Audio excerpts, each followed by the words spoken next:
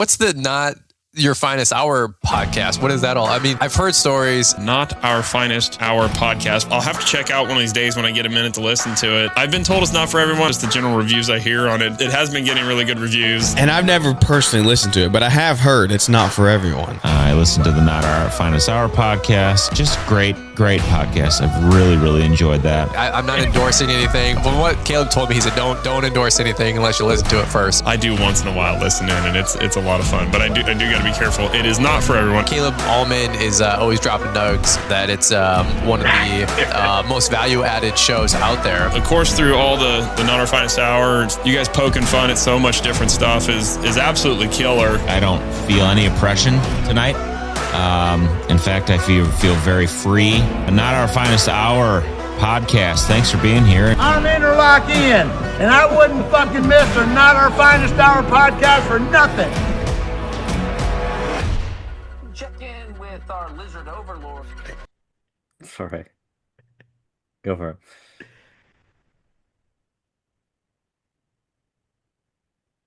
PK, we need at the start of the episode. I thought we were waiting for the lizard overlords.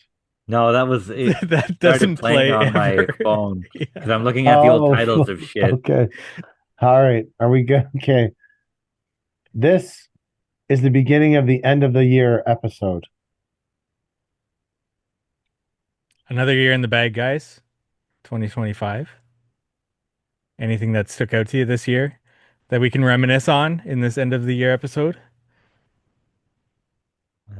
Just looking back at the old titles. What was Truck Racist about? That was something to do. That's like the only YouTube comment we've ever gotten is somebody listened to it all the way through and then said there was nothing to do with trucks here. Because he probably listened to either the Our Worst Hour or the first one. And we didn't even talk about trucks throughout the entire thing. Oh, yeah. Because sometimes it gets fucked up. Yeah. Is that when we used to rate trucks briefly? I don't Because that remember. was fun. I wish more I think I think that was the episode. I think you're right. We were rating trucks or something, and because everything we own needs to be certified, which I can't even fathom what that's going to cost. But whatever. Yep. Here we go. And I just found out that my regular mechanic can no longer certify our 550 dump trucks. They have to go to heavy equipment, like diesel mechanic. Yeah. They have to, because it's considered it's over 10,000 pounds or something. Yeah, whatever. But for like the last 10 years, he's certified our 550 dump trucks, and he can't do it anymore. So those trucks are hard because they're in the middle. Yeah, they're still small trucks. Like, they're not. Yeah. By no standards are they big trucks to drive around. Unless you go through a Wendy's drive-through. But they fall into that. They're just in the middle. They're not super heavy trucks and they're not light-duty trucks. They kind of fall in that sort of weird little middle ground where. Yeah. Now, if you had a Hino and it had to go to the heavy truck guy to get certed, would you view it differently than the Ford F-550 because it's just a heavier version of a pickup? Like, is that a mental thing? Do you know what I'm saying? I don't feel like the Hinos are any bigger. I know, but you just view it different because it's a Hino. A cab over Hino. You're looking at a cab over Hino and someone says to you, that's got to go to a heavy equipment mechanic to get certified. And then you look at the 550 and someone says to you, that's got to go to a heavy equipment mechanic to get certified. And you're like, that's just a fucking Ford pickup, asshole. But the cab over Hino, oh no, fuck, that's got to go. Yeah, I get it. It's got to go to the heavy. Like, I feel like the cab over Hino is smaller than an F550 though. I know they're not. They're the same GVWR, everything. It just feels like less truck. Like it should be moving mattresses or something. But does it bother you? Like, I agree with you. It's ridiculous that your 550 has to go. But if it was a cab over Hino, I'd be like, oh no, fuck, that thing's got to go. Obviously, that's got to go. It's the appearance of the vehicle, not the weight or anything. Just the physical appearance of it, I think, is what doesn't bother me about it. It kind of goes, oh yeah, it makes sense because of the way it looks. It's what I'm just saying. I'm predisposed. I guess I'm like a truck racist or something. Truck race. I don't know. I'm predisposed There's to the episode title. truck racist. Like fucking, I wish more people would send us their trucks to rate in That was a 2020. good segment. That got a few trucks in from people.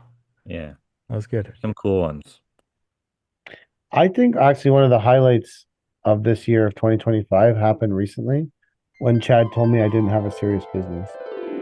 Chad, you had one more hot take for us last week. Oh. You want to get nasty? I don't even necessarily think this, but I could make this. Here's my hot take that I don't necessarily I could think. make this a viewpoint.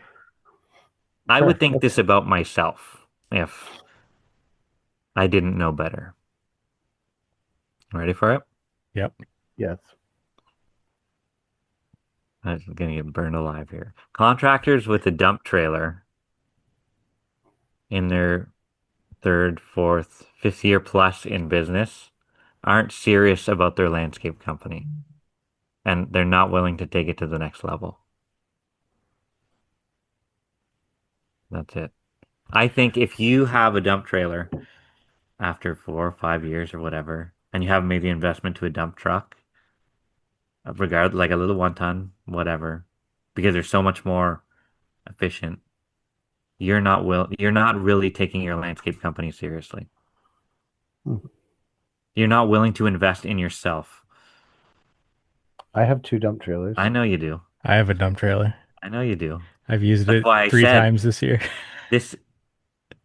I could form this opinion in my head and it makes sense to me.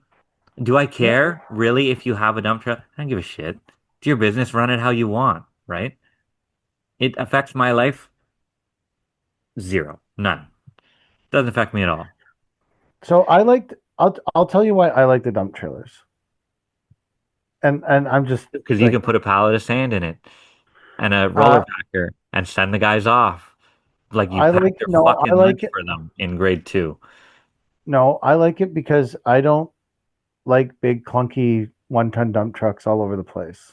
And we take 1,500 pickup trucks that are cheaper to buy, cheaper on fuel, and we get bulk deliveries, and we don't float equipment with our trucks. We have big dump trucks and big floats and bin trucks, and here's the thing. I don't have any use for a 1-ton dump truck. It would literally just sit in my yard every day, all day. I also get bins delivered. I get everything delivered to my site. I'm the one primarily installing it. It wouldn't make sense for me until I get to like 3 crews to the point where I think if you had one, you'd find out you'd use it a lot more than you do. A bin truck? No, a regular little. It doesn't have to be a bin truck. No, I'm talking about a little 1-ton dump. At Ridge Lake, we had all 1-ton dump trucks, and I fucking hated it, and that's why I would never go back to them. The last thing I need in my life is my workers towing around a little dump trailer all day. We never tow them around all day. We use them periodically to pick up. They need a yard. They need this. We have many ways to deliver bulk items and float equipment. The dump trailers are in the yard, and we use them like I preloaded that sand for them and said, okay, on the day you're doing sand, just hook up to the trailer and take it. Do you see how that's uncharacteristic of a typical dump trailer owner, though? I'm not saying a lot of the little landscape companies I see in town with their little dump trailers, they are tugging those things all across town, back and forth, all day, every day. That's where I don't understand why you would do that. So working at my supplier, I see the people coming in constantly. Yeah, exactly. You see it. But like get it delivered. Yes. Yeah, but I would say to you, most of the people who are doing that with dump trailers are doing it because that's their break for being the owner. They get in their dump trailer and they go to we pick up material and dump, I don't know, we were doing that job. I would say that 85% of the time, everything in ours gets delivered in massive bulk. But when we were last week when I was away, they needed 3 yards of sand. So Bill hooked the dump trailer up, picked up 3 yards of sand, and that was what we needed for that day to do the job. Like, I guess conceivably he could have done that in a, like, the setup between the dump trailer and the truck he was towing it with. I maybe got, that's actually the newer dump trailer, so it's probably worth more. I got maybe 25,000 tied up in that setup. It did exactly what I needed it to do. I don't need $100,000 1-ton dump truck. If I buy things for $100,000, they need to be billable out by the hour. Triaxles, bin trucks. I don't buy things for $100,000 that I can't bill out to other people. But that's just me running my business. It doesn't mean it's right for everybody else. It just Yeah, I said I don't give a shit. I think that I think the how brave many dump trailers you could have 100. If I you're think that- running your dump trailer constantly, then yes, you should have a 1-ton dump truck. I That's what I don't see like. I all get the everything time, all delivered, over so it doesn't make sense for me to. But how much does a 1-ton dump truck pull? Like, what do you put in your, like, if you were going to pick up sand, how much could you put in the back of a 1-ton dump truck? 3.5 tons. Okay, so Like an we can put. F550 will take 3.5 tons. So you're okay with running back and forth to the supplier all day with 3.5 tons in a 1-ton dump truck, but you're not okay with running back and forth to the supplier all day for 3.5 tons in a dump trailer. I'm not okay with either one. Okay. Why wouldn't you get it delivered? Like, it doesn't make, as a business owner, it never makes sense So to run your little dump truck back and forth. So your problem isn't with dump trailers. Your problem is with people who don't get things delivered. Because if someone has a 1-ton dump truck and is treating it the same way they treat their dump trailer, you think they're just as not serious about their business, because your issue isn't the dump trailer. Your issue is people going back and forth from suppliers all day with 3 tons. Yes, you could say it that way. Definitely, you could say it that way. I also don't like dump trailers. My problem I'm gonna is put it. I'm gonna and this- scapegoat the dump trailer. this is a I hot don't like that. this is maybe a hot take, another hot take, since Chad took his shot at my dump trailers. Like, I'm wondering, in Chad's opinion, If the real no. shot was at the people not willing to make the investment in themselves and in their business. Well, I felt like it was a little personal. So I'm wondering, like, if I am not taking my business seriously, and my business does between $1 and $1.5 million a year more than your business, I'm wondering when I will take it seriously. Well, you can't start going on vacation in the middle of the season. Tell you that. Like, when am I going to take this shit seriously? I'm so fucked right now. Like I said, my I don't whole world care is shattered. how many dump trucks. Does it affect my life in the least? No. I don't. I would say to run the you, business that's best for you. I use the dump trailers vastly different than the average person that owns dump trailers. I agree with you. I just see so many of these little guys tugging these dump trailers across town all the time. One of the things, I don't like the 1-ton trucks, because when we had them at Ridge Lake, they were just collectors of shit and garbage, and they're not good at hauling tools around, and you got to empty everything out of it all the time and put everything back in it. And I really like our setup now of the little tool trailers. Plus, I'm slowly converting all the trucks to having caps on them, so they'll be fully stocked with tools as well. And then you have your truck, you have your tool, like that gray tool trailer. Like, we towed it to the cemetery job 3 weeks ago, and it's still sitting there in the fenced-in enclosure. The guys have their tools every day. They get in a 1,500 pickup that I paid $12,000 for, and they drive it back and forth every day, racking up the K on that. And that's why we use the 3.5-ton dump trailer as the water trailer. That's what it does most of the year. Yeah. I can see that. I don't use them. I agree with you. I use them in a vastly different way than the average. I just feel like, and looking back now, whenever we got our first little dump truck, things changed, man. Like, there's times in the business when things change, when you get your first machine, your first little dump truck, your first tilt rotator, shit like that. Like things are just leaps and bounds. But tugging that fucking dump trailer around was one of the worst things we had to do in business. And they don't dump well. They don't even dump well. They like Not if you use them like that, they don't. No. the box is all the way up in the air and they're still. And we're back. Good work, Mike. Mike deleted a bunch of stuff off his computer so we could finish up this version of the podcast discussing Chad's consistent hatred of dump trailers. I hate them. I think they're a liability to tug that thing around all day. I think anytime you have employees on the road is a liability. No? Yes. Yeah, that's for sure. And as you get more employees, sometimes I'll see them driving around town. But like, I'll be going somewhere and I'll see one of my trucks go by.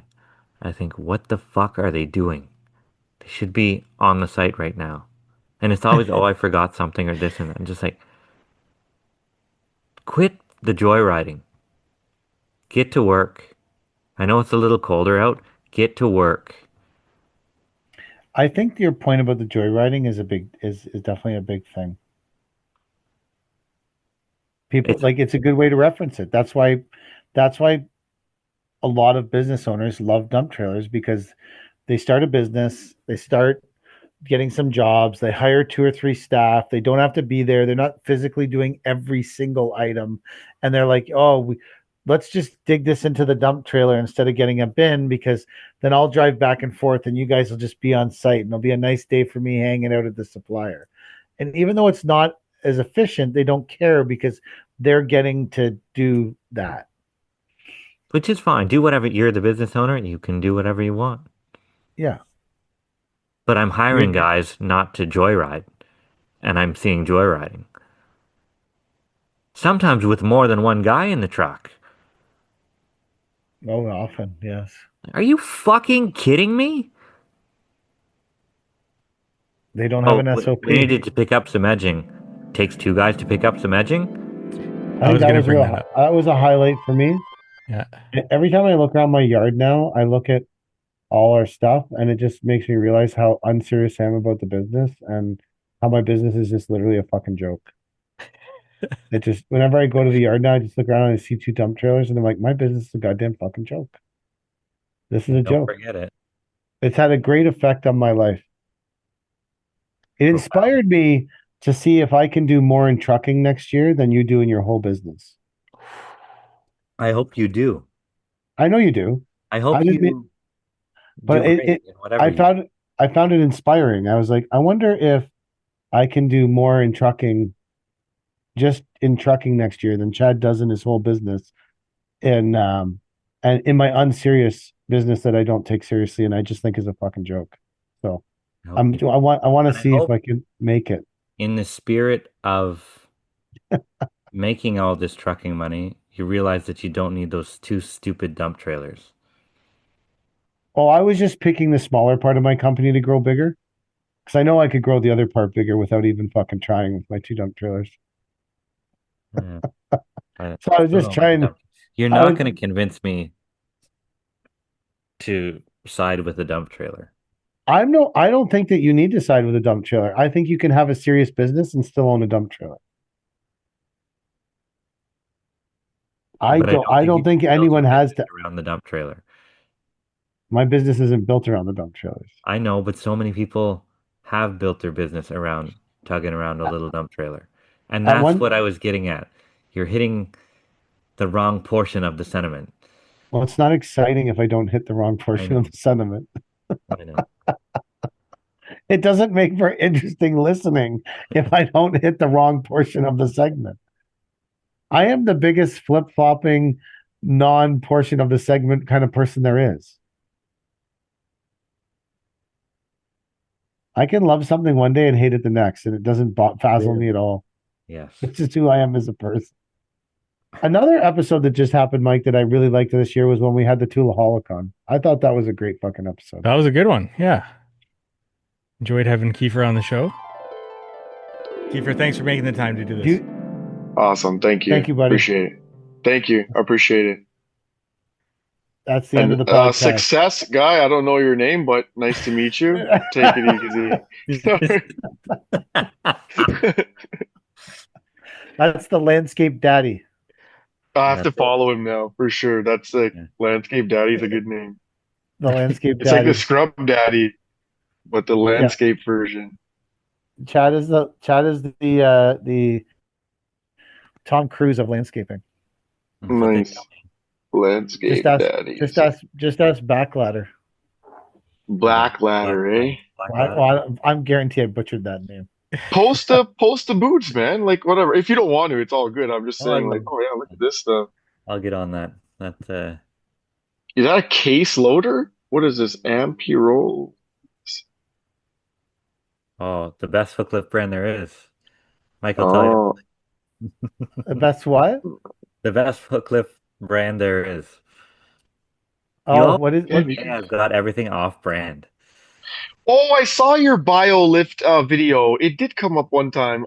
How do you like that? Sorry, I know this was like this podcast. Now I'm starting it back up. That's no problem. I didn't like that thing at all. I didn't think I didn't think it did half of what everybody claimed it did.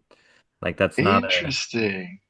I don't know. Maybe I didn't use it right or spend the time in it right. The guy definitely didn't sell it to me right.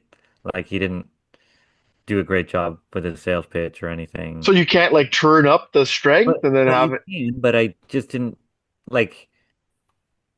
If you're picking pavers off a pallet, you don't want it to activate on the way down. You want it to activate on the way up, right? Right. It's counterintuitive to go down, so you're fighting it to go down, but it helps you to go up. So. Oh, so you're getting like an ab workout too. Yeah, and they're like, oh, it's gonna be great whenever you're screeding pavers. And I got down on the screed board, and I'm just like, this is doing the opposite. It's making it harder to screed. Yeah, you're fighting the going down, eh? Interesting. Oh, like I thought they would have a mechanism to allow you to go down easy and then to come back up because Festool has a exoskeleton, but it's air assisted and it's just for your arms. But you could tune it so it just takes the weight out of your arms. So you're not like fighting it to go down. If you were to just relax, it like carries your arms for you. You know what I mean? Yeah. So it makes it neutral. And then like when you push down, you're barely fighting it. Like you're just pulling down a touch because you're in a neutral zone. Yeah. But it helps you to push back up. I don't want to try that, but like I had my installers had it on and they're like, don't spend $4,000 on this or $5,000 or whatever it was. Interesting. And then my partner bought 2 of them. He thought they were the greatest thing. But I'm like, I didn't feel it. Maybe it's just a spring, like there's no power or anything on it. No, there's no power or anything. It's just a tension spring. Yeah. I saw this one with the double grabbo. This is the one where you're trying to lift the stair. It doesn't make you Superman or anything. Like, there's no leverage there to lift that, but But yeah, I wasn't sold on the thing, so we didn't end up getting it. You guys have some cool shit, man. Fuck. Your dump trailer sucks. I hate a dump trailer. Yeah, I gotta go through this whole page now. Nice. You're not gonna find anything that interesting. But I mean, I've seen a few things that are pretty cool so far. Yeah. So this is the tilt rotator grib. Yeah, I've seen grib. Now I see. Yeah, it's sick. One time, Chad put a queef of glue on some coping, and that video got like 7 million views. Oh yeah, I think it was more than 7 million. But oh, was it? I underestimated Chad's ability to only put a queef of glue and attract internet attention. To be fair, I didn't glue it. Josh glued it, but the internet went fucking wild because, as you know, anytime you do something remotely wrong, it's whenever you're going to jump on it. Right? Oh, no, it's the controversy that causes a lot of that viralness. What did you do this year? You sprayed Coke onto Coke on that was drying or something? Diet Coke, and people fucking hit the roof on that. What are we? Yeah, that's right here. Yeah, that one. They didn't like that. Yeah, that's a retarder, but people don't know. It's the sugar. Yeah, and it was Diet Coke, so it did literally nothing, right? Yeah, I was gonna say the diet wouldn't really work for you. Yeah. The But aspartame. people were having a shit. There's another one with the U-lift or Unilift. Okay. That one's got almost a million. People are Yeah, complaining. that's like a really unique tool, right? Like the Yeah, suction people are thing. complaining it took too long to lay them, and the guys didn't know how to lay things right. Guys, I don't give a shit. Like, That's it. it really, I had a uh that was one of the like originally like 6 years ago we had one of those Unilift things, and I had a video where people were like, "You're fat and lazy," and I'm like, "I know, but do we have to put it on the internet?" Like, but that was a controversial thing too. That People like talking shit on Instagram and on all platforms. Like Facebook's so bad for it too, but people like to run their mouth and it's just I don't know. That's another reason why I stopped posting as much. It's just like I don't have time for to like put up with bullshit and get into arguments with people over dumb stuff. It's like, oh, this is the best brand or this is this, and I'm just like, hey, go for it. I don't care. It doesn't affect anything that I do. People are yeah. have just you weird. ever Oh, here it have is, you double gravels, 15 million. Oh yeah. Yeah, you put a couple lines of Yeah, they didn't like the like insufficient amount of glue that they put on it. They've never called me back to say our coping fell in the pool, and it's been yeah, yeah. 5 years now or something. Nice. Yeah, they didn't like that, but whatever. What do you do? Yeah, I learned a lot from him, and he's messaged me a lot since about stuff that I've been posting and stuff. And Oh yeah, uh, he is like a tool himself, yeah. not in a Not in in a a rude bad way, way. but like he's so knowledgeable when it comes to all this stuff that he talks about and recommendations and shit like that. Like it's awesome. Really good guy. I really like Kiefer. He's a great guy, and his knowledge is incredible. I really like Chad and his guys' nicknames for people. There's a couple that popped up that I'm looking at. Happy Feet, one. Oh, fucking happy feet. My God. Did I tell you about the girl with no feet? Nope. No. So there's another lady down the street. She's got no feet. They end like, let's say, 3 inches back from where your toes would be. Like they're like half. Like someone took a guillotine and fucking right off What? on halfway down her foot, How right? do you know this? Because she came outside with in her on her fucking nubs. She so the grade of her lawn changed so much. Her lawn. She's got a fucking wildflower hippie ass garden through the front. Save the bees or whatever. Maybe she donated her feet to the bees. Well, so they cut the grade of her yard down, so now she's got a retaining wall that runs the complete frontage of her yard, right? And Did you build the wall? my workers built the wall, yes.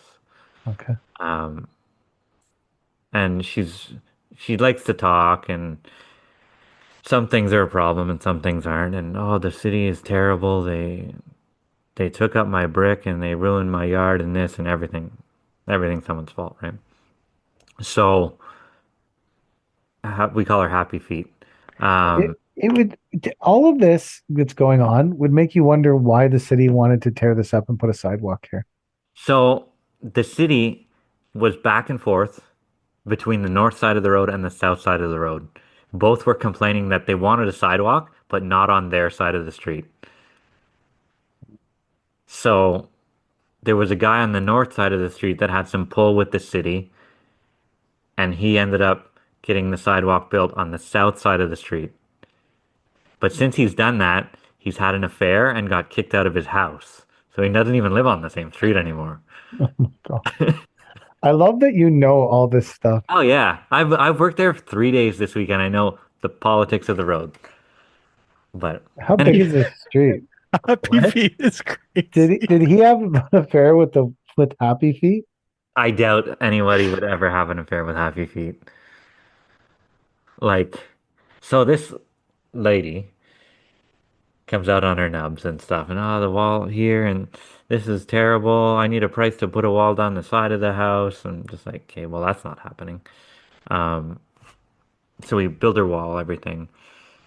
She's like, oh, I need more interlock here because mine used to go to the road. So she gets another half an interlock path or whatever. And she's like, I need 2 feet of topsoil in this flower bed behind the wall. And there's clear behind the wall, right? Like, well, that clear is not moving. It's staying there. She's like, well, I need 2 feet of topsoil. I said, well, I can see the profile of your yard from the excavation. And I'm like, you have 8 inches of topsoil. And then I can see the clay underneath it. She's like, well, I need 2 feet. I'm like, you don't even have 2 feet in my fucking head.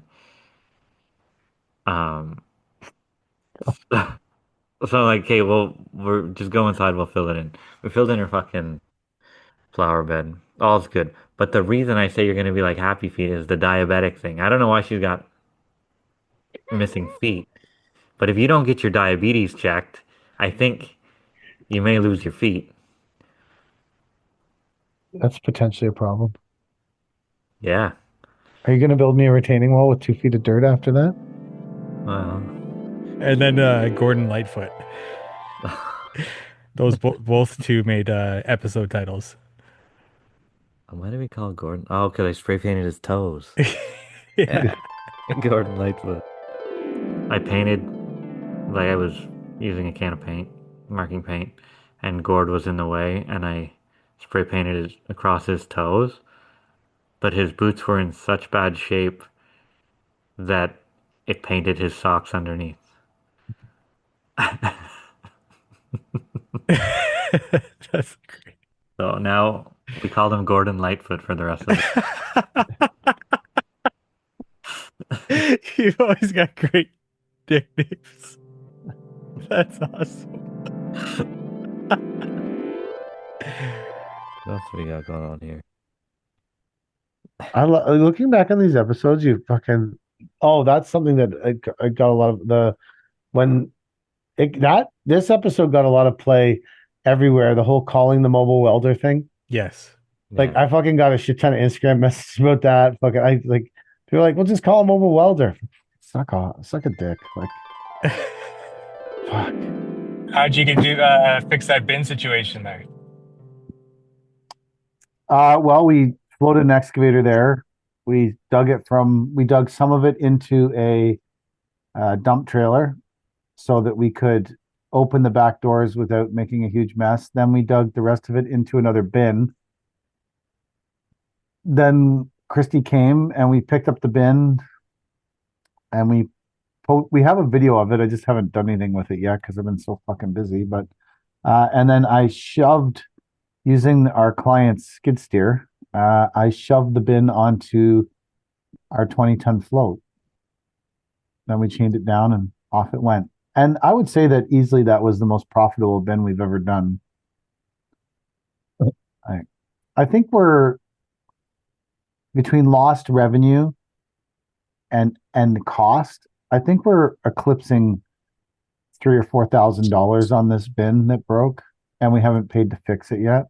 Although the fabricator guy almost had it fixed when I left the yard today. You're not a good mobile guy to just weld it there and then hook it onto the truck. So thanks, Tips. I appreciate that. That's fucking great. Yeah, except mobile welding people are a waste of skin who are like, yeah, I can come in 2 weeks. And I'm like, the bin is in the middle of the fucking road blocking someone's driveway, bro. I can come in 3 weeks. I can come in a week. I can come in 5 days. I can like, yeah, you know how many DMs I got? If I had $1 for every DM I got about calling a fucking mobile welder, like everyone thinks they're fucking brilliant. Like, yeah, you should have called a mobile welder, dude. Thanks, man. Obvious. Didn't fucking think of that. No, except why that don't you buy your own welder then and weld it there? Get Brad to do it. I'm not. First off, it's your own fault. Did you see the design of that bin? It's ridiculous. The way that hooks on there. Like I don't even understand how it broke like that. Like what? That's one of the first bins we ever bought. It's been on and off our truck, I bet 600 times. Fully loaded. Never had a problem. I don't know. That just seems like a terrible design. We have 19 bins exactly the same, or whatever it is, 12, 14. 14 of the bins are designed like that. None of them have ever Like broke with that? that. Yeah, none of them ever broke with that one. And then around where we're from, all the bins come from that place. Everyone has those bins. They're all built like that? All of them. Yeah. My God. Well, whatever. Obviously, someone knows something that I don't, but I feel like that design is not a strong design. I don't know if it's a good design or a bad. I don't know enough about designing bins with welds to tell you what's good and what's bad. To be fair to that bin, it's been massively overloaded by many of our clients many times, as I've made thousands of posts about. It's been on and off the truck, I don't know, 500, 600 times fully loaded. It's never broke before. Yeah, I suppose. But like the bin is like partially in some, because when it fell, it rolled backwards partially in front of someone's driveway. It's in the middle of the road. There's a crane coming with a pool to that job. The bin needed to leave immediately. So, although the mobile welding was a good solution if the bin was not in the road, blocking someone's driveway, blocking a fucking crane for a pool, and I had 3 to 4 weeks to kill letting a bin sit on the fucking road, mobile welding was a tremendous option. A fucking amazing option. Like, it was probably the best option if you didn't need to do anything with your bin for 3 fucking weeks. One of the mobile welders actually said, I could come, but I'm harvesting the wheat. I got to get the wheat harvested. Okay. Cool, bro. Which, again, I think in the end, the reason that we just dealt with it is because when you are a business owner, no one gives two fucks about your problems. So you better figure it out on your fucking own. Would you say that was a true landscape emergency? I think the client that the bin broke in front of their job felt like it was an emergency.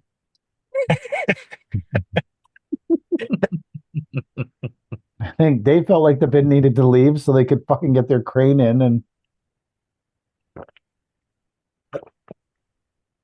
I didn't want the bin sitting there for a long time either because it's fucking embarrassing.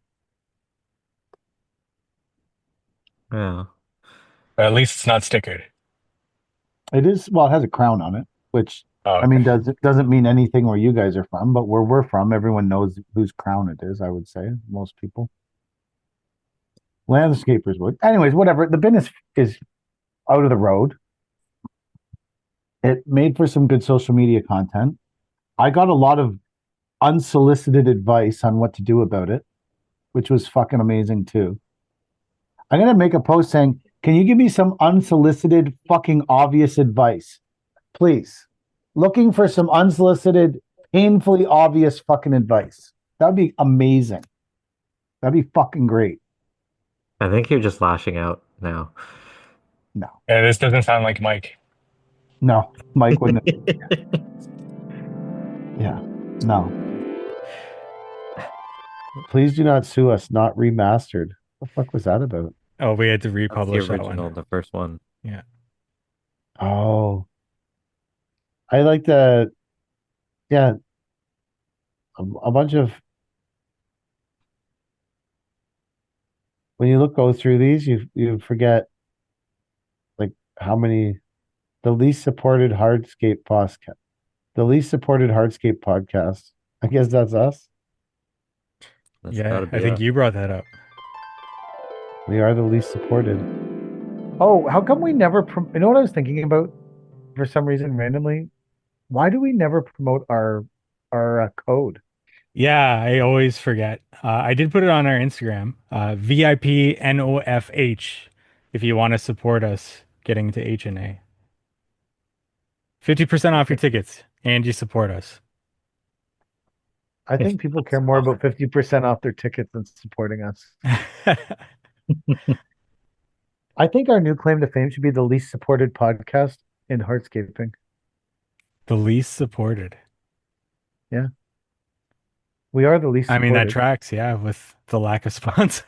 The How to Hardscape podcast has sponsors. Yeah. The Kid Contractor podcast has sponsors. The Mulder Life podcast has sponsors. And that's all that's left of the hardscaping podcasts that I know about that regularly post, unless you guys know more. No. Mike? No, unless you get into the lawn care world. We're talking hardscaping here. Yeah, hardscaping. Nope. We don't talk about root density right now. So I would say that our claim to be the least supported hardscaping podcast is definitely accurate. And that is the title of the episode. The least supported hardscaping podcast. Yeah. We are absolutely the least supported hardscaping podcast.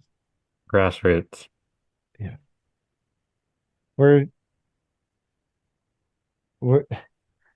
doing it's 8,000 square feet of pavers for another company that we do work for. Well, you guys get force field gear. Sorry to cut you off there. You guys get something out of this. You think getting free gloves is supporting Wait, I don't think I get them because of the podcast. Oh, okay. I get them. I think I get them because of the thrilling content I post daily. Oh, I see. Then why do I get them? When they messaged me, they mentioned the podcast. They said, "Hey, we sent your 2 co-hosts of the podcast gear. Do you want some?" Did they actually say that? Yeah, that was last year though. They haven't messaged me this year. If they do message you, they're going to say, "Hey, at our warehouse in Mississauga, we need some soil moved from the parking lot. You come and carry it in from the car. We need you to pack. We need you to pack Chad's order." Can you come here? Great. Can you drop off Paper King's order at his job? Yeah. Fuck. This is the least supported podcast in this space. He smiled and rubbed his belly. Who did that? I know it was an interaction that I had, but who smiled at their belly? I think it was with that guy who scammed all the people with the pools in Michigan. You're talking about how he rubs his nipples or his belly or something whenever he's doing an interview? I think that's what it was. Oh, that guy. I'll have to re-listen to that one. Yeah. I got all the guys nice safety shirts, and one of them still comes in a fucking ratty ass old Block Techo shirt that's 3 years old and 2 sizes too small. Is that the guy who drives the Volkswagen? No, Murray wears his t-shirt. PJ. Why does he? Have you asked him why are you wearing that shirt? I said I bought you all these nice safety shirts, and you still want to wear this ratty ass Techo Block shirt that's too small. And he just smiled and rubbed his belly through the shirt that was like sticking out. Can you make that the title of this episode? He smiled and rubbed his belly. Sure. Episode 352 of the Not Our Finest Hour podcast. He smiled and rubbed his belly. That fluorescence white. That's in reference to nickel grade. Grade nickel. Or yeah. that other fluorescence white. Chad looks fucking pumped. Yeah. I got one of those after work text messages. I don't want to be that person, but what? But the color of pavers that we put down today don't look like the sample that we have. And they pull up the sample from weeks ago and lay it on beside the paver that we laid and took a picture. Is it a different color? Is it true, or are they just being picky? No, they're just being picky. But it's the difference between beige cream and grade nickel, which honestly, there's not that much of a difference of them. Why? They wanted beige cream and you bought them gray nickel? No, they wanted grade nickel. We brought them grade nickel. The pallets say grade nickel. The coping is a slightly different grade nickel because that's the difference between a polish finish. Jesus Christ, would you quit it? Sorry, my dog's going off. Um,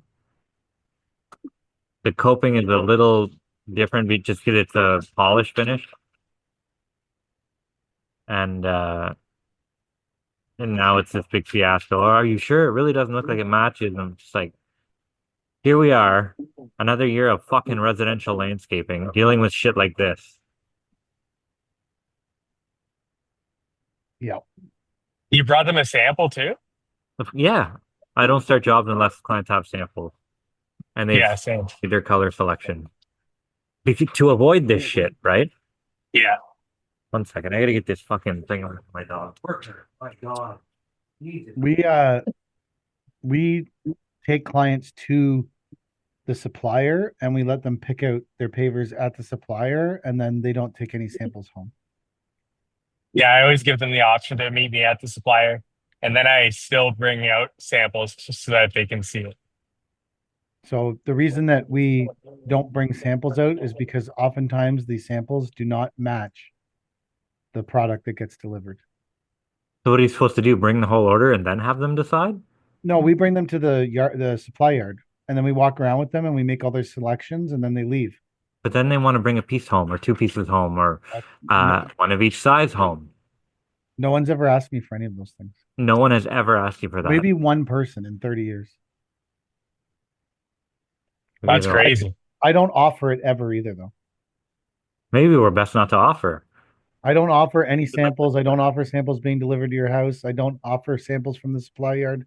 I take you to the supply yard. I walk you around. I let you look at the stone. You pick your colors, and then you leave. And then by the time we do your job in 6 weeks, you don't even remember what you picked. To avoid this, but the problem you're having between the coping and the pavers, I've had that problem before. Because the coping is manufactured in a different way. Yes, agree. Right? The pavers are like, it depends how, anyways, they could be standard press, it could be something, but the coping is manufactured in a different way than the pavers.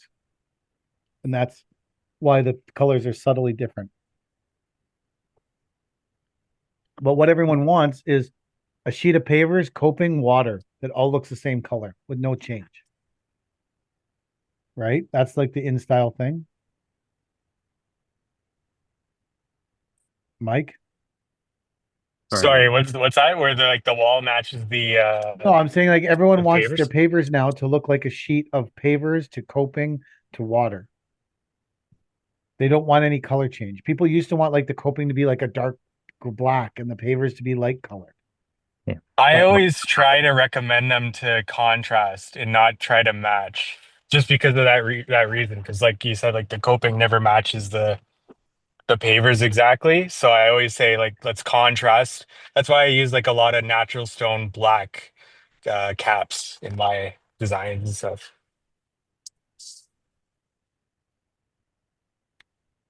And then I always tell them too, like, don't get too married to what I bring out to you for samples or what we see, because the way concrete's made, it might be like a tone and difference either other way. So just understand that. And especially with natural stone too.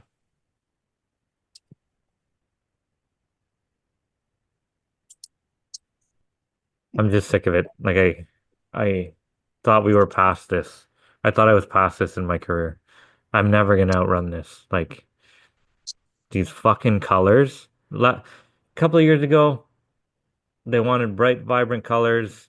Nothing, no efflorescence on the pavers, whatever. Now everything's efflorescence white. Just because that's the style. Gray nickel and beige cream are efflorescence white. That's it. That's the style. We just did a gray nickel patio, and I actually really like it. I think it turned out awesome. I really like the color and I really like the patio. But you're right, it is. If you would have put that patio in 10 years ago, they would have tell you to rip it out. It's all efflorescence. I think we've had 2 episodes called Outrun the Industry. Oh, have we? I think we had one a couple of years ago too. Oh man. Or maybe. Oh, that's another thing that people brought up a lot. The fucking concrete cutting guy. I got a fucking million messages about that. Oh yeah. The whole concrete thing. Stupid fucking leaks take over. Stupid. What? How did you get involved in a lease takeover? I can't believe this never came up before. There's a concrete guy concrete cutting guy in town, and he's getting rid of all his stuff. He's just going to rent it when he needs it. He tried to upsize the business. It didn't work out the way he wanted to, so he was selling the the 2019 Ram. He was selling a backhoe, a skid steer, a whole bunch of shit, right? What's a concrete guy doing with a backhoe? Concrete cutting guy. I don't know what a Yeah, concrete. okay, yeah. So yeah, okay, you're right. Define that because a concrete guy could have a backhoe. What's Yeah, a concrete cutting guy doing with like I cut concrete, I need a backhoe. I don't Like I know. don't I've never encountered a concrete cutting guy who showed up with a backhoe. No, I don't know. Well, obviously he didn't need it, so he was selling it, right? Well, Like, I feel like there's some poor planning, and maybe that's why this. If I was a concrete cutting guy and I was looking to up, what do they call it? Scale up my business, yeah, level up, level up your I business. would probably buy more saws and less backhoes. Like, this is just like high level guru advice. If you're a concrete cutting guy and you want to level up your business, buy more shit to cut concrete. Yeah. Don't buy a backhoe. I cut concrete. No one ever calls me for this fucking backhoe. Yeah, but people don't call I it had what to, you don't have. that's true. I had to do some concrete curb cutting. So I took the backhoe and it was ineffective. I got there with the backhoe. I looked at it and went, this won't cut the concrete. And I left. Anyways, go on with the story. So, side note, concrete cutting in Cornwall, if you're like curb cutting, they don't even have a person in Cornwall. They come from Toronto to cut our fucking curbs here. Wow. Yeah. Wild. I know. Maybe this guy should have bought a curb cutting machine instead of a Maybe it's not a fucking curb cutting backhoe. machine. Have you ever seen those things in action? Yeah, they're cool. Yeah, Like they're the wild. trucks that do them? Yeah. Yeah. Like insane. That's just Do you wild. not think that would have been a better thing to buy than the backhoe? Probably. Since I don't people are know. coming from fucking Toronto to do this, Yeah. Yeah. So, what was he doing with this truck in relation to concrete cutting before you bought it? he put his saws in it. Before that, there was some Amish guy who had like 20 kids or something like that, and he built or he moved around sheds with the truck. An Amish guy? Yeah. You Yeah. said an Amish guy. What's an Amish? Same thing. Same thing? Yeah. Amish, Amish, it's all interchangeable. Amish. Yeah. Same thing. I thought We're all Amish had to drive black vehicles. black vehicles. I I thought thought they they had had to be all black. not this one. I guess if you're an Amish who moves sheds, you can have a But white. he put all these like additional things on the truck. Like he changed out the Like little, religious the panel things? for no. Well, he put some crosses on there, on the box. But he, the piquant So you bought, you, you essentially have a lease takeover from an Amish dude. So an Amish dude leased this truck, yeah, covered it in crosses, didn't want it anymore. The concrete guy who didn't need it for fuck all took over the lease. And like this truck has a history where I might have been questioning, like, are you the next person to fall victim to this 2019 Dodge Ram? Like what the did you think Amish it's that fell bad of victim. a deal? It took down the Amish, it took down the concrete cutting, and now it's coming for NDL. This fucking 2019 Dodge Ram covered in crosses. Oh no, there was only two crosses, and they were like sword crosses or something, like an upside down sword that looked like a cross. And he put them like at the top of the box. Are you gonna leave them there? No, I told the deco guy to take them off. I'm pretty sure they're going. Take off those Amish crosses. I don't need those on my truck anymore. Yeah, exactly. So, how did you get to actually leasing this truck? Well, I went in to see Joey, the concrete cutting guy, and he's like, "I'm selling everything." So, do you want to buy a skid steer? I'm like, SVL 65 is a little small for me. Um, Price was good though. It was like 60 grand. It was only had 200 hours on it. Um, Because yeah, he's a concrete cutting guy yeah, with a skid steer. yeah. Probably use it to unload the saws. You know how heavy those like walk behind saws are? Yeah. Like not the kit where you put the quick cut on wheels, but like the actual walk behind saw. I don't know if they have like a weight on the bottom or something, but they're heavy. Yeah. Um, so yeah, he was selling stuff and he was just like asked him what he wanted for the truck. He's like, just take over the payments. So took over the payments and then they told me that it's a How lease. long's the lease? I think I got like 42 months left on it or something. And how much are the payments? Taxes in $1,300. Okay, so minus taxes, it's like $1,100. So you essentially paid about 50 grand for this truck. Yep. That's a good deal. I think so. What's the buyout at the end though? Uh, Zero? $1. $1? $1 buyout. So that's pretty good. Yeah, as long as it's not cursed. They put all these fancy lights on the thing. Like they had like 8 backup lights on the back of it. And they had like an LED blue strip Do to you light think the up. Amish put that on or Yeah, the Amish did it. The concrete cutting guy didn't do it. They put like this bead of like black weather guard to like protect the edges of the doors and like visors uh on the rear view mirrors and stuff. Hmm. So do you think the Amish put it on or the concrete cutting? the Amish guy put it on. He changed out the pitons for the uh to unlock the door. He took them all off and screwed on like fancy blue ones. So I love this truck so much. yeah, he drilled beautiful aluminum box. He drilled all these false like amber lights in the side of it. So that don't do anything. They're like amber reflectors or something, which have no business being there. It looks completely French. Wait, this is the lease truck that they did all this to? Yeah. Interesting. Yeah, but it's leased to $1. Yeah. So everyone's gonna buy it out for $1, right? Gotcha. If it was leased to like 20 grand left, you probably would want to have all this shit all over it. Like, but if it's leased to $1, I think the Amish guy might have traded the truck in though, and then this guy released it.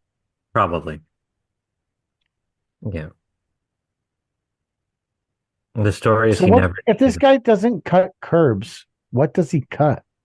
cuts relief cuts in concrete or cuts concrete up into That's bits so that the general can take it away that's or like a civil can take business. it away. Yeah, here it is, I guess. There's more than one guy who do it in town. Huh. And all they do is just cut up concrete. Cut up concrete. Just run behind a saw all day. Oh, that would suck. I've never heard of this. I've never heard of this as a business. It's the least favorite part of my landscape career, and people have made a business out of it. I guess there's like to me, a concrete cutting guy is a guy who shows up with a truck and cuts curbs and stuff. I Not this- imagined like cutting windows and doors out of foundations and stuff. I agree with you. That's Yeah, another sure you can concrete do cutting that. job. Yeah. Yeah. People Sure you just cutting relief cuts and slabs has never been. That That's- doesn't seem like it's a. Viable business. Why not? Well, There's obviously a it lot of isn't. stupid businesses out there. I think PK was going to say, obviously it isn't if he went out of business. Obviously it isn't. Well, maybe it's a viable business if you don't crush yourself with the overhead of a backhoe. Yeah. Is it a new backhoe? No, it was a dinosaur. Like a 1990 case. What did he want for the backhoe? I don't know. I didn't ask. I wasn't interested in it at all. I already have a backhoe that I don't use. Did the backhoe have weird amber lights drilled into it? No, not that I, How do you know the Amish guy owned it before? because he told me. He said all the weird shit on this and the crosses is from the Yeah. Amish. Yeah. He's like, there's an Amish guy who had it before me. Nice guy, but he had like 20 kids. He wouldn't stop telling me about them. I don't know. I didn't get into it. I didn't Have you care. ever hired the concrete cutting guy? No. I've worked around him, but I've never hired him. Maybe you're part of the problem. Why? Why Well, am I? because obviously he could have used you to hire him. Why didn't you hire his or buy his cutting equipment and then start a cutting crew? He was still cutting. He was just downsizing. Oh, okay. So you didn't go to I already So, told you this is my least favorite part of the business. I don't want to start a separate business doing it. How's he going to move the cutting tools around now? I don't know. Maybe he bought a half-ton truck.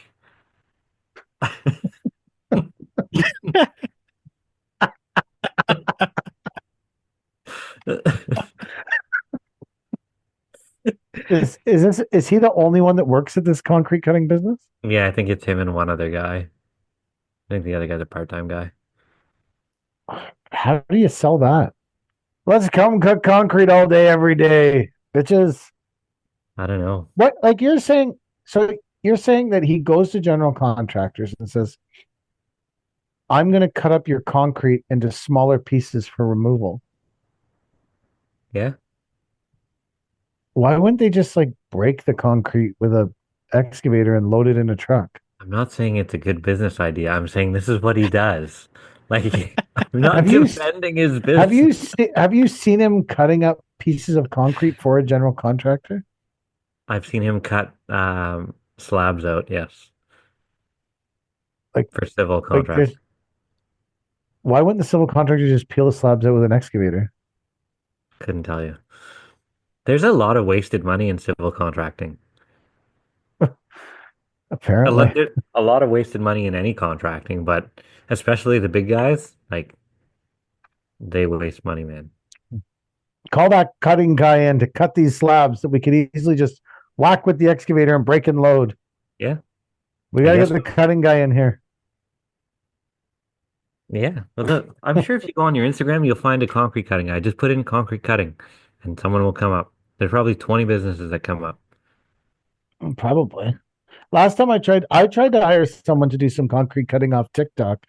A couple Indian dudes that kept coming in my feed, and then they didn't. Shockingly, it didn't work out. There's five that came up just by typing in concrete cutting.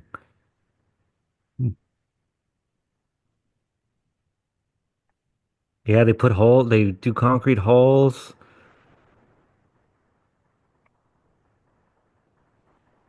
It's a job because nobody wants to do it. Nobody wants to core holes and stuff. That's a shitty job. But that's coring holes. That's not straight cutting. What's the difference? Do you guys like waffles? What was the episode called Controversy about? I don't know. I got to go back to that one to see what we're talking about. I don't know. I feel like every episode's got controversy in it. That one must have been super controversial then. It must have been really controversial. What do you do when their business shits the bed then? Bring them back on? Do you? I don't know. Do you? That's a Because good question. you have given them a job and all this experience and loyalty and money and all this stuff, and then they've essentially turned tail on you. But And went to they're likely filming. not going to try to start another business. They're likely at that point sticking with you unless they switch careers. Is there a punishment? Starting back at minimum wage. Well, I don't think it's starting back at minimum wage, but is there some repercussion? I wouldn't There- personally. I don't know. I would probably bring that person back on. But I'm also talking in a situation where I would need an employee. Do you ever really need anyone? Right now, Well, you like, need everybody, but yeah, somebody is good. anybody irreplaceable? Uh, I used if to it's a think they good were. employee, yeah. Yeah. It depends how well they were before they left, and how good of terms they left on. Yeah. I don't know. I think there's repercussions for, What would you do? What I would don't be the know. I don't repercussion? know. I haven't had to go through it. You know?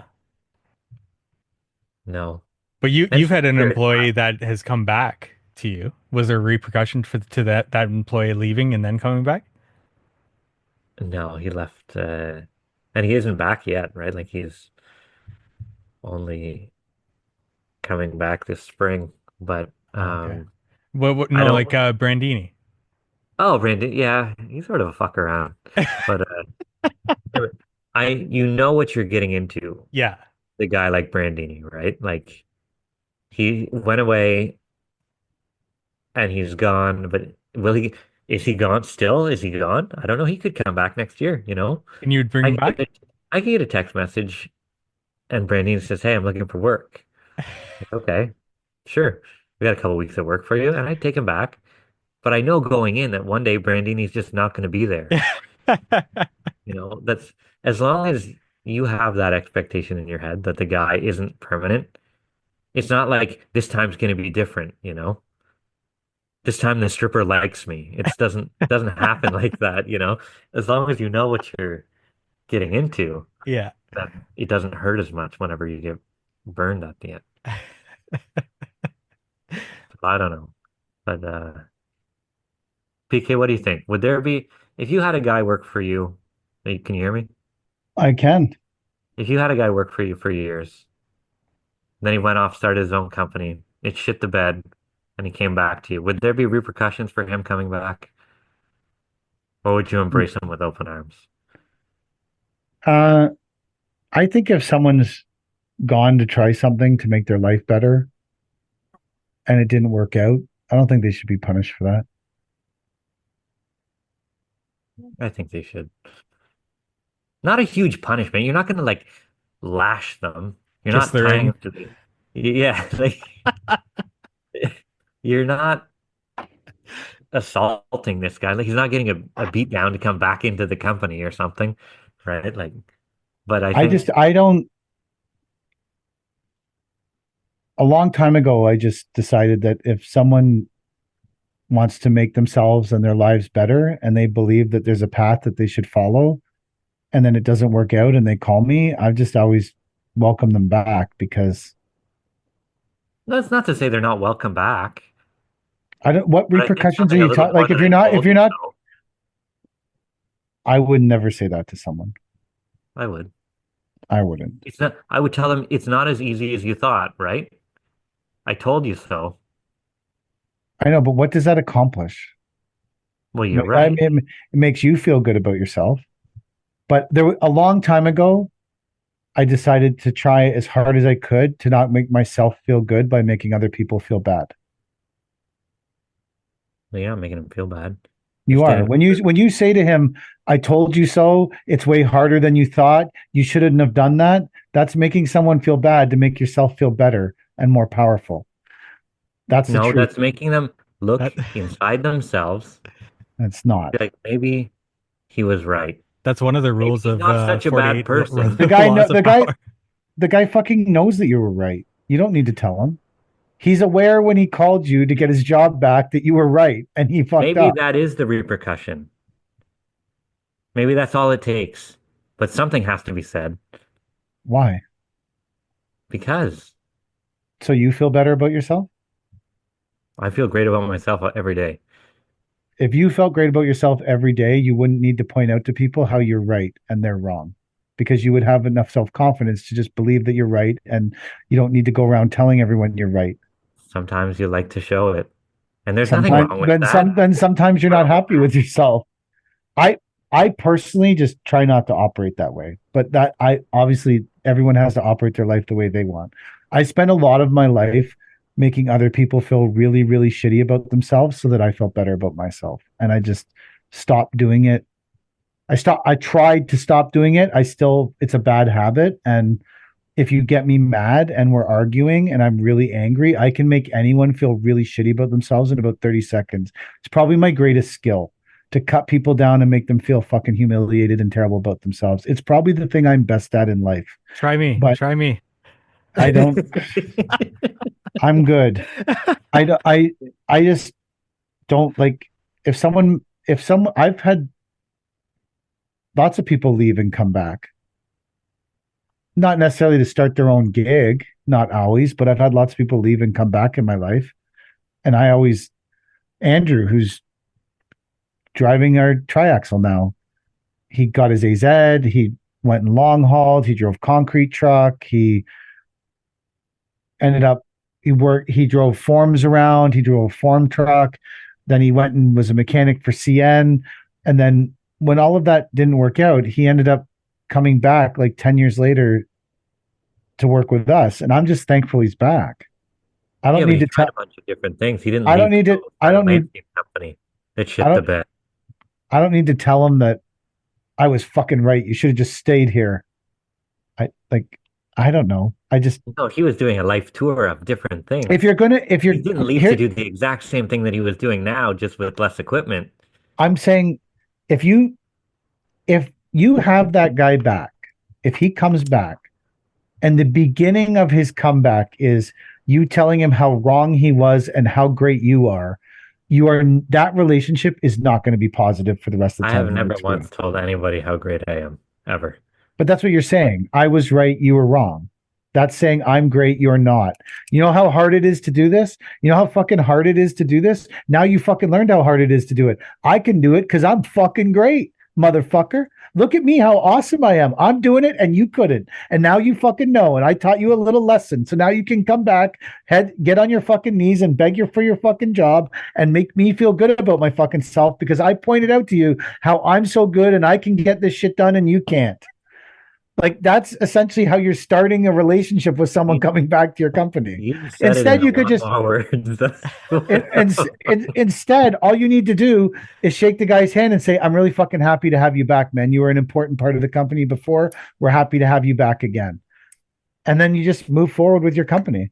Except that you don't get to feel good about yourself by saying, "I was right and you were wrong." But when I was your age, I probably would have said, I'm right, you're wrong. See how that fucking worked out for you, you stupid fuck? Listen to me next time. When I was your age. So I'm not saying that I wouldn't have done it at my current age. I would never I would make every attempt in my life to not speak to someone like that. But I have never yelled at an employee in my I've life. screamed at people and made them feel horrible about themselves, like torn them down to nothing many times. So if I'm not a good person.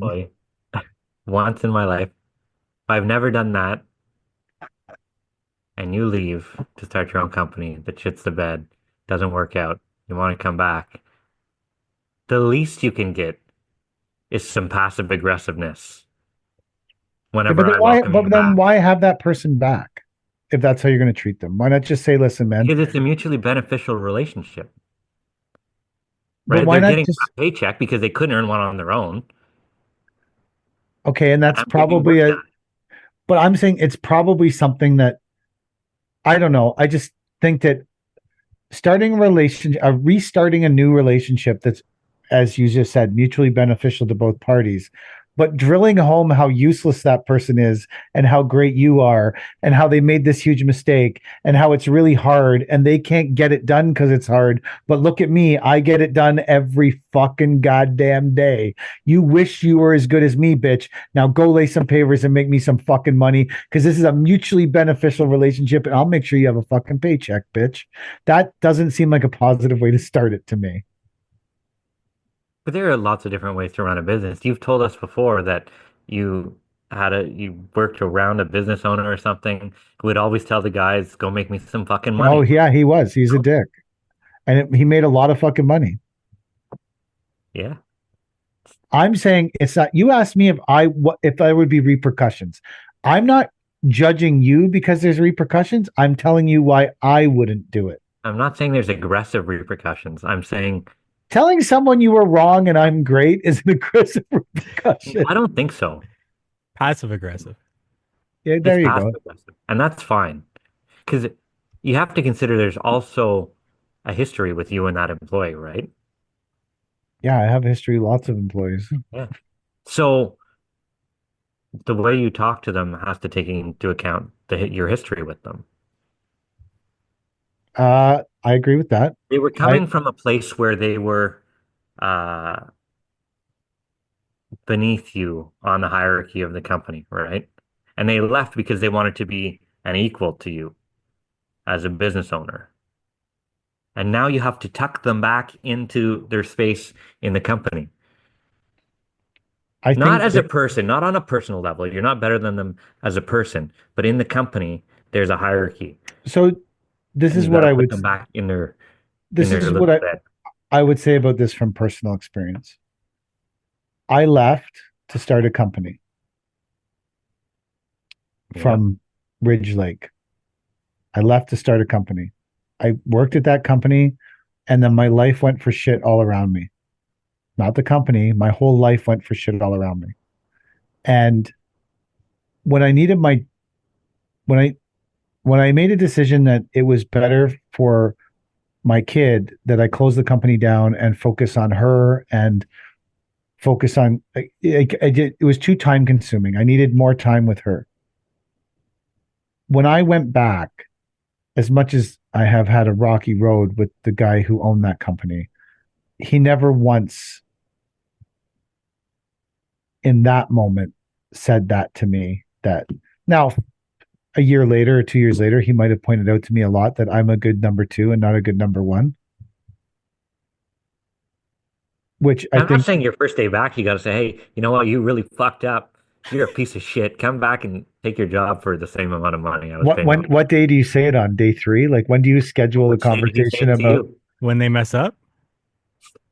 I'm not saying he Maybe I'm not, it's in your back pocket. It's I don't uh know. I think I think he believed when he was saying to me, you're a good number two, not a good number one. He was trying to say, give me life advice in a good way, not in a condescending way. He was saying, hey, like you're really, really good at being number two, and that's okay. Not everyone is suited to be number one. And being really, really good at number two is okay. And you can have a fulfilling and satisfying life being number two. And there's millions of people that are number two and like I don't super think happy. that's an insult. I don't necessarily think I'm good at being a number one. I get by. I'm not good at it.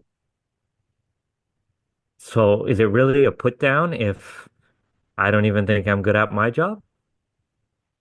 Well, Obviously, I'm better than the guy I whose think if you, business failed, but I think if you let into it and said, "Hey, I'm not good at my job, but you're really not good at it."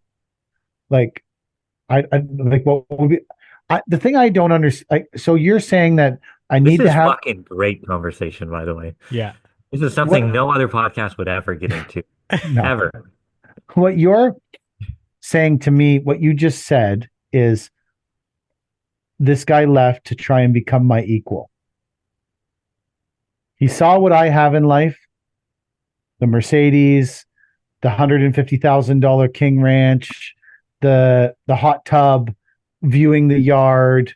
He saw what I had in life and he said, I want a piece of that. I want to try and live the life Chad's living.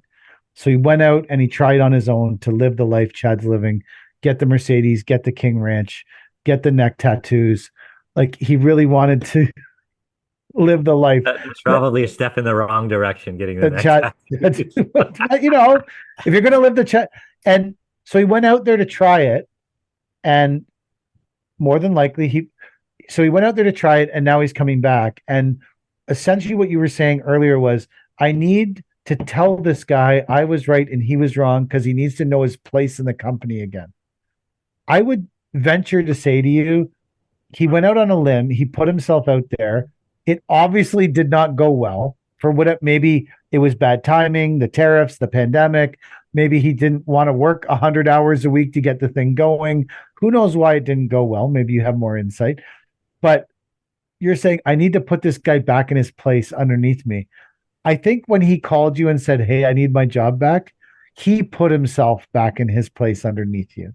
You don't need to do it. He's already done it himself.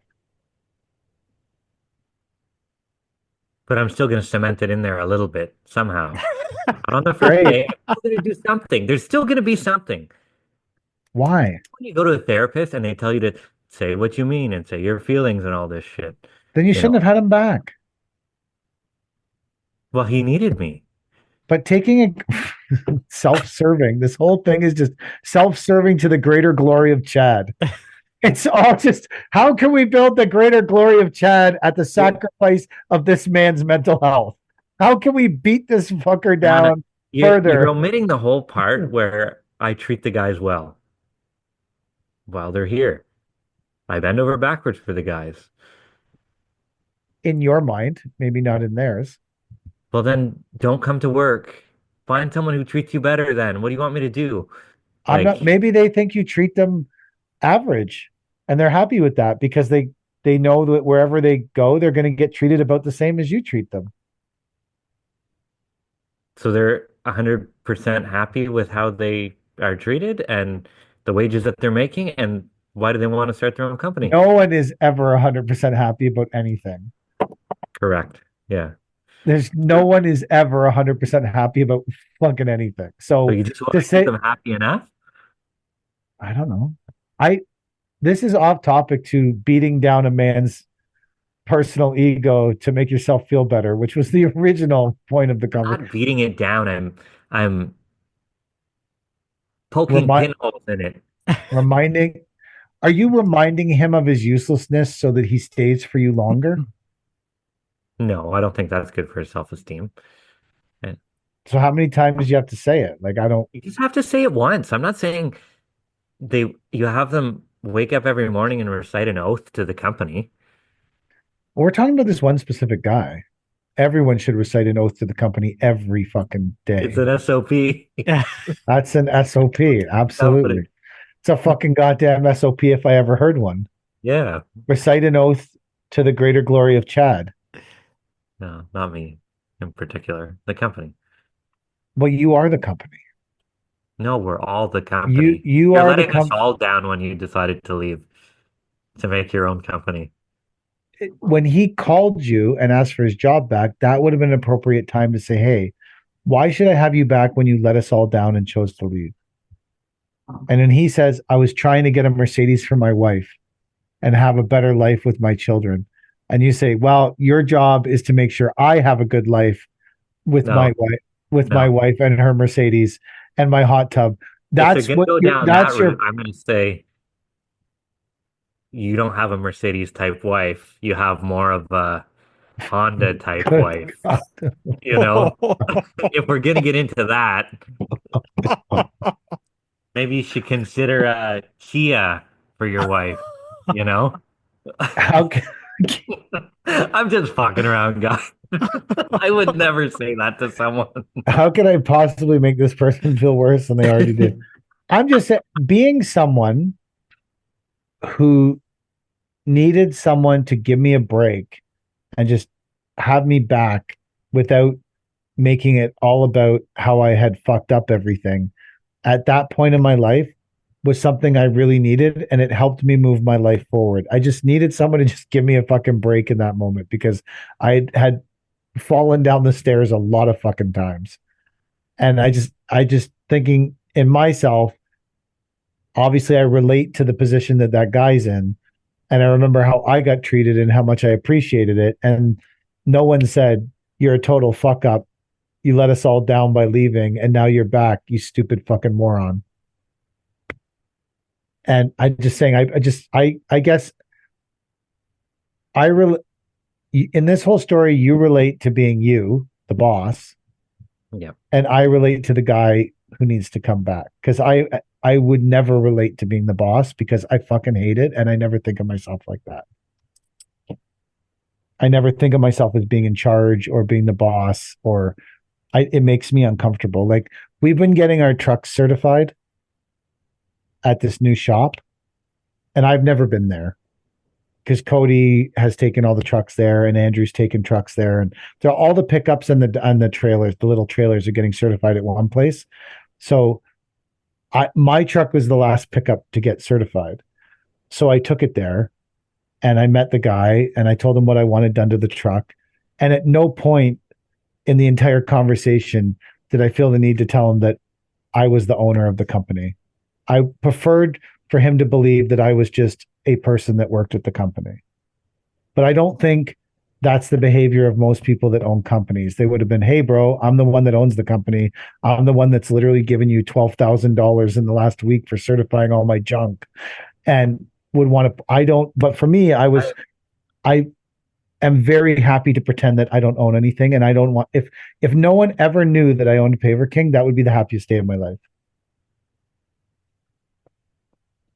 No one ever thinks I own Natural Design, ever. If I'm working alongside, Maybe that's why you need to. Maybe that's why you need to tell this guy that you were right and he was wrong, and it's harder than you thought. I don't. I'm just joking. Maybe, I don't know, but like I won't. They'll go up and ask every single guy on site before me. We had Justin. He was this bald-headed guy, big beard, chubby. People would go up to him and start asking him questions like he was the boss. He's like, and he was. Justin's a great guy, but he is not the sharpest one on site. Did you tell him that every day? Oh, he knew it. I know, but did you tell him particularly say, hey, do you know how much smarter than I am than you? Remember it, bro. No, I never had to. Maybe you should have. No, Maybe because you he would knew. feel better about yourself. Great. No, I wouldn't feel better about myself. But they would ask him questions and This he is could just point at me. He'd point at me. not our finest hour version of Leanscaper. How to treat your employees like total garbage. Make yourself feel better about yourself. Hey, bro, you're not the sharpest knife in the drawer, but people think you're in charge, but you never will be. Remember that. Hey, I'm always fine. being. Ask him the questions. But whenever you're getting the wrong answer, don't come to me. Don't come to me. This is a great conversation. God. Nobody would ever. You're not going to find this on the Kid Contractor podcast. Probably not. No. I don't know. I think that as I got older, I spent a good portion of my life managing through intimidation and fear. Because when you're really young, like I was really young, and you get put in charge of a bunch of people, that's the default, right? Like for me, it was. I just defaulted to being really. That's the way all the old guys used to do it, right? There was no other way. Yeah, it was just the old guys fucking yelled and intimidated you and called you pieces of shit and everything, and that's all there was. That's all we had to learn from. So that's how you learn to be a boss. That's how I managed people from the beginning. Was I just through fear and intimidation and being really mean to them and keeping them on their toes, hoping that they wouldn't be the next person I was mean to. But I also think it was a pretty shitty existence. So I don't know what's worse, treating people like shit every day or telling them one time, I knew you'd be back. I knew you couldn't do it. What's worse? One's not better than the other.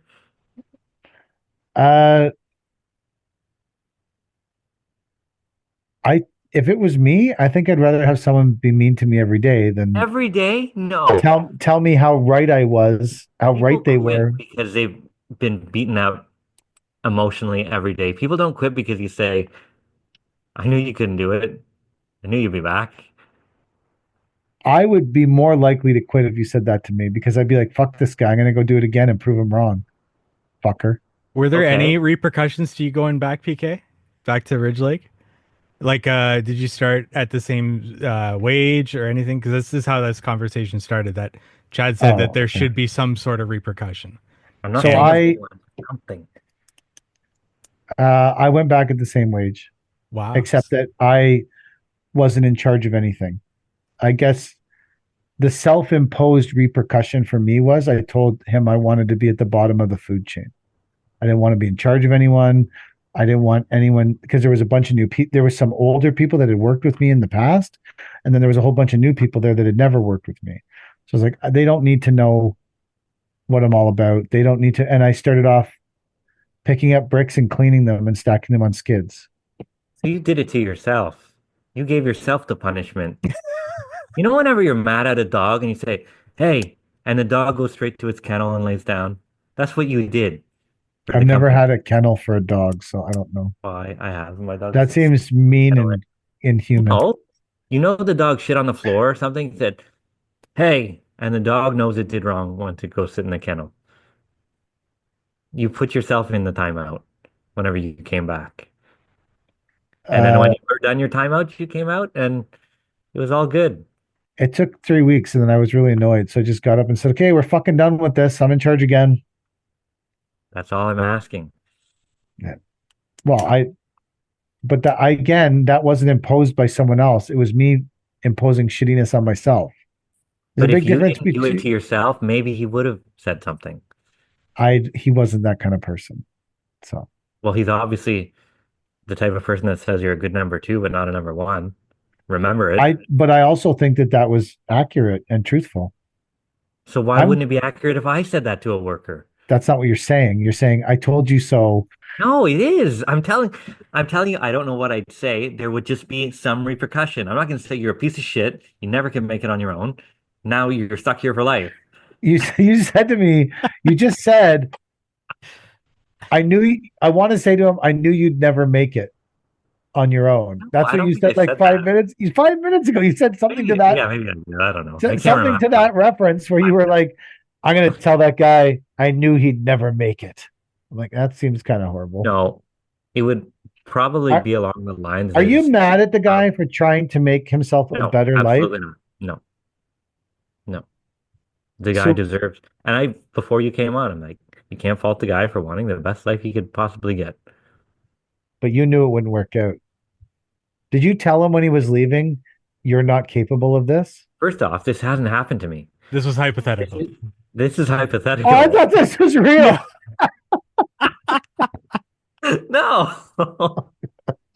I thought this was a real thing. We've been going at this for 45 minutes now. No, Yeah. it's not real. I wasn't part of the conversation when it started. This whole time, I thought this was all a real thing. No. Does it feel a little less emotional now? No, it's still a great topic. I still think it's relevant. Here's one called "Terrible Deal for Me." I guess guessing that has something to do with me. That and like from my bedroom, you could hear all the dump trucks pull in and the tailgate slam to get the snow out at like Yeah. fucking 2 o'clock in the morning from my bedroom. Like, this is miserable. My neighbors are gonna hate me. And you're doing it for free. And well, yeah. They were dumping for free. It seems like an even worse deal that your neighbors are going to get pissed at you, and you're going to be picking up Mars bar wrappers, and you're salt impacting your land. Yeah. All of it seems like terrible deal for you. Terrible deal for me. That's the name of the episode. Yeah. Terrible deal for me. Do you think that this is one of the worst deals you've ever made in your career? No. Oh no. No. I've lost What do you- thousands of dollars doing stuff. Like, I would have backhoe that we put. Oh, the Survivor episode. That was fun when everyone was on Survivor. Oh yeah. That was another fun episode. What's the next game we're gonna plan? I don't know. We should do And Amazing who's Race. gonna do it? Yeah, Amazing Race. We should do an Amazing Race where you end up at H&A. Another year, PK missed H&A, and Another year of missing Chad and I H&A. went. You and Chad went. Nick for NRX was trying to steal my seat. Yep. He's probably a way better host than me. But I don't know if he has like a dump. the dog. I don't know if he has a dump trailer. He does. Oh, well. Yeah. Okay.